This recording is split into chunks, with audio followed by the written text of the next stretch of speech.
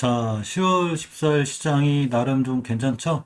코스피가 1%대, 코스닥 2.69%대 강한 상승세를 보여주고 있고, 이렇게 강한 상승세를 보여준 건 그동안 좀 지지부진했던 모든 전 종목 전 섹터가 다 올라가고 있지만, 특히 제약바이오주들이 많이 좀 지지부진했다가 오늘 굉장히 강한 모습, 좋은 흐름을 보여주고 있습니다.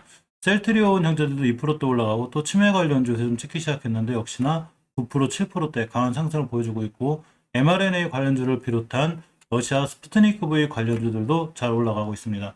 자, 스푸트니크 관련된 관련해서 몇 가지 좀 자료들이 있고 정보들이 있는데, 이 자료와 정보에 대한 건 제 생각엔 항상 그냥 참고사항, 찌라시 정도로 보는 게 맞아요.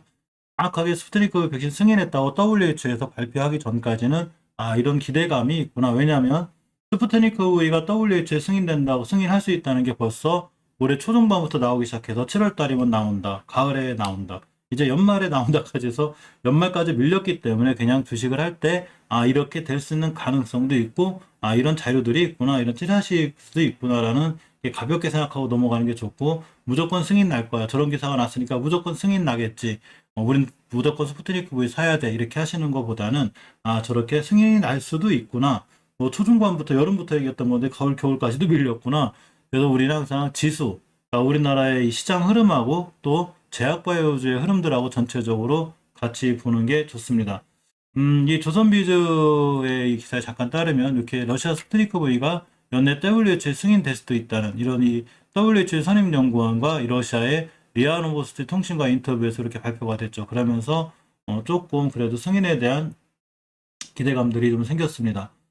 또 이번에 이 러시아 스푸트니크 V 백신이 연합뉴스에 따르면 이렇게 스프레이형 임상 이상을 게시를 했습니다. 이 러시아 보건부가 자국에서 개발한 스푸트니크 V 스프레이형 버전에 대한 2단계 임상을 승인했다고 이렇게 발표했죠. 이 스프레이형이다 보니까 이제 이렇게 코 안에 뿌리는 이런 형태가 됩니다.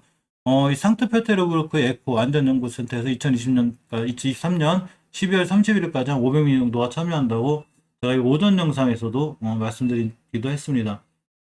따라서 이 스푸트니크가 이제 저런 기사들이 있구나. 저렇게 연말까지 승인이 날 수도 있구나. 승인이 났을 때 과연 많이 올라갈까? 그 전에 올라갈까? 자, 이렇게 여러 가지 생각이 들기도 합니다. 따라서 우리는 이런 주식들에 관한 추세에 대해 잘 볼 필요가 있는데, 오전에 말씀드렸듯이 전체적으로 스푸트니크 관련들이 박스권을 하달 이탈해 놓은 이런 상태가 됐죠. 최대한 빨리 안으로 다시 들어가 줘야 되죠. 예를 들면 이건 이제 프레시 바이오로직스라는 종목인데 항상 저점이 13,000원대가 가면 이렇게 17,000원, 13,000원, 17,000원, 13,000원, 17,000원 이렇게 잘 놀던 종목이 요새 바이오주가 급락하고 특히 미국의 머크사 먹는 치료제가 나왔죠.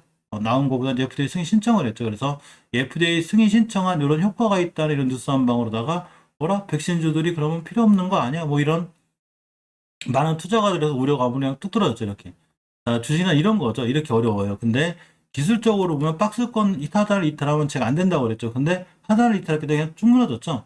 그러니까 만약에 여기 하단 이탈했어도 바로 들어와줬으면 상관이 없지만 못 들어왔기 때문에 당연히 추세가 밀리고 여기서 매수하려고 했는데 깨고 내려왔기 때문에 매수하지 않고 있다가 다시 5일선에도 회복, 그러고 저점을 깨면 난 손절할 거야. 이렇게 마음속에 대응을 하고 들어가는 게 좋습니다. 물론 이 프레스바이오 파마나 프레스바이오 로직스를 장기 투자하시는 분들이야 저점에 갈 때마다 계속 매달 꾸준히 사모으면 큰 상관이 없겠지만 단기 단타로 순간 들어갔는데 박스권 하단을 이탈했다? 이런 바로 손절이 맞아요. 그러고 다시 나중에 다시 생각하는 거죠.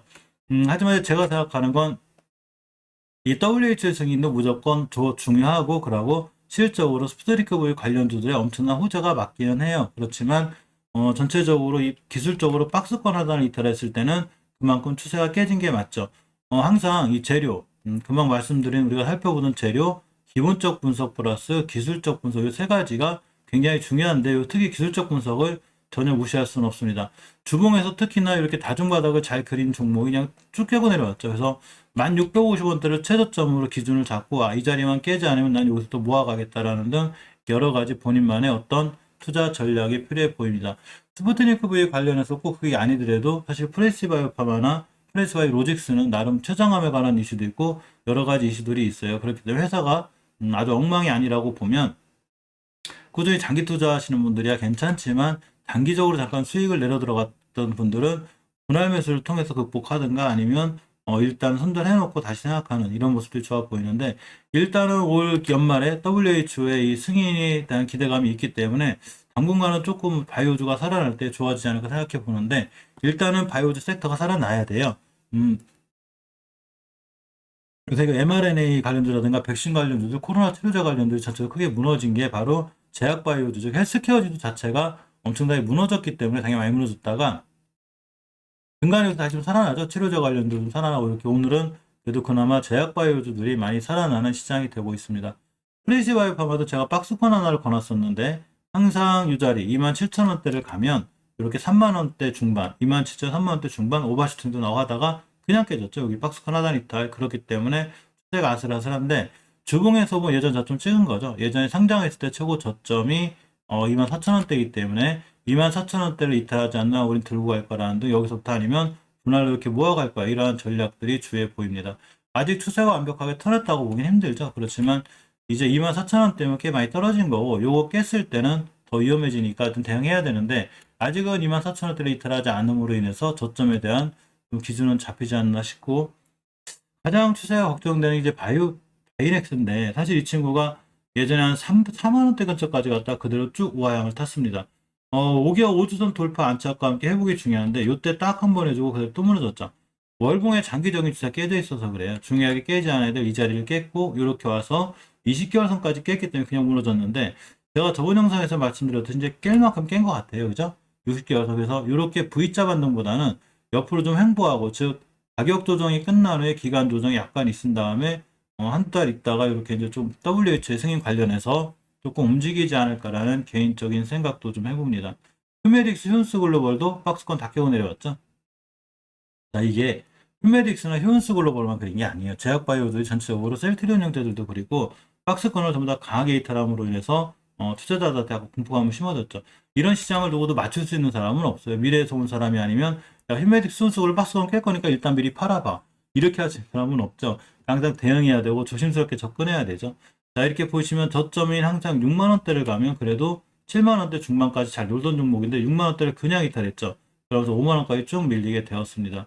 자, 월봉에서 뭐 이때 대량 거래가 터졌기 때문에 사실 20개선까지 많이 심하게 밀릴 수 있어요. 여기 찍고 돌아나갈 확률이 더 크지만 어쨌거나 일봉에서 대응할 때 박스권 하단 이탈할 때가 가장 중요한 손절 타이밍이었고 만약에 물리셔서 내가 장기 투자를 꼬이고 갈 거야 그러면 지금 싫지 말고 추세가 돌아나가는 즉 10개월선 회복이라든가 또는 WH 승인 같은 거 이런 거에 대한 좀 정보들을 잘 보고 예전 저점을 이탈하지 않는 선상에서 휴먼스 글로벌을 대응하는 게 맞고 휴메딕스도 마찬가지로 그런 선상에서 대응하는 게 맞습니다.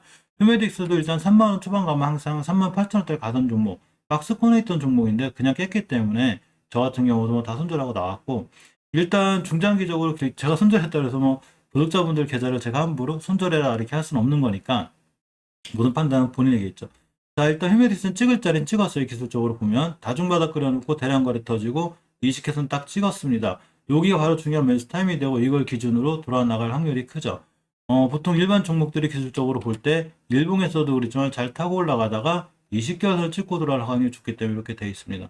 아까 말씀드린 대로 이 전체적으로 지금 흐름들이 뭐 승인이 나야 봐야 하는 거지만 어쨌거나 이렇게 러시아 WHO 스푸트니크 승인이 오지 않다는 기사들 또 스프레이형 임상 이상 개시 또 이렇게 연내 승인될 수도 있다는 이런 뭐 여러 가지 기사들이 있는데 항상 참고 정도로만 하는 게 좋아요. 저게 진짜 뉴스든 가짜 뉴스든 아무 상관이 없어요. 아 저렇게 할 수 있구나 저럴 수도 있구나라는 그런 이 자료를 받아들이는 우리의 마음가짐의 문제죠. 또 하나의 자금의 운영의 문제가 있기 때문에 내가 20개월선을 얼마나 잘 지켜주고 돌아나갈 수 있는지 나 이것 겸 손절할 거야 이렇게 칼같이 기술적으로 대응해 보는 것도 필요하고 일수입 지수도 월봉에서 일단은 깨지 않을 자리 깬 거예요. 이렇게 18년 6월달 이 자리죠. 그렇기 때문에 여기를 다시 돌파해 주는 게 중요한데 아직은 깨놨고 월봉 차트이기 때문에 이번 달 말까지 지켜보고 여기를 돌려주는 게 무척 중요합니다. 제테마도 마찬가지고 이렇게 보시면 20개월선 딱 찍어줬죠. 이 자리를 잘 지켜주고 돌아나가고 있고 이 자리 깨면 안 돼요. 이걸 반드시 꼭 월봉에서 체크하시기 바라고 이화전기도 마찬가지 다 찍을 자리 찍고 있죠. 지금 전체적으로 추세를 잘 유지하는 종목들이 꺾일 때 20개선 지켜주는데 요걸 깨면 이렇게 폭망해요. 이렇게 그러니까 꼭 반드시 20개선 여부를 잘 체크해서 대응하시는 게 좋고 종군당 바이오는 저번 달에 깼죠. 깼으니까 이게 크게 무너지는 거죠. 그렇기 때문에 이 친구 같은 경우 추세가 하향만이 꺾였어요. 따라서 옆으로 돌아가거나 20개 회복해 줄 때까지는 조금 시간이 걸려 보이는 게 사실입니다. 고려형제약 같은 경우도 이때 5개선 깨면서 5개월선을 깨면 투자가 굉장히 위험해진다고 그랬죠. 깨면 굉장히 위험해졌는데 역시나 20개월선 이번 달에 회복해줘야 돼요. 그래야 다시 돌아 나갈 수 있습니다. 요거 깨면 주식 깨져요. 그래서 이번 달 말까지 제가 불용제약도 어차피 꼼꼼히 챙겨볼 건데 전체적으로 해도 오늘은 제약바이오 우주가 좀 살아나줘서 투자하신 분들의 조금 한숨 놀 타이밍이 되고요. HLB 그룹주들이 오늘 좀 강하죠. 그리고 대장주인 삼성전자, SK하이닉스도 반등해 주는데 SK하이닉스가 참 대단하죠, 이 친구. 똑같아요. 월봉에서 깨지 않을 20개선을 깨면 그냥 급락이죠. 이 자리를 다시 회복하는 게 중요해서 회복 돌파 안착하고 돌아 나가야 되는데 바로 되기보다는 이렇게 몇 개월간 시간이 걸릴 수 있는 이런 상황이기도 합니다. 자, 얼른 스푸트니크 V가 WHO의 승인이 좀 나서 우리나라의 스푸트니크 관련주들 CMO 회사에 좋은 영향을 미쳤으면 하는 게 개인적인 바람입니다.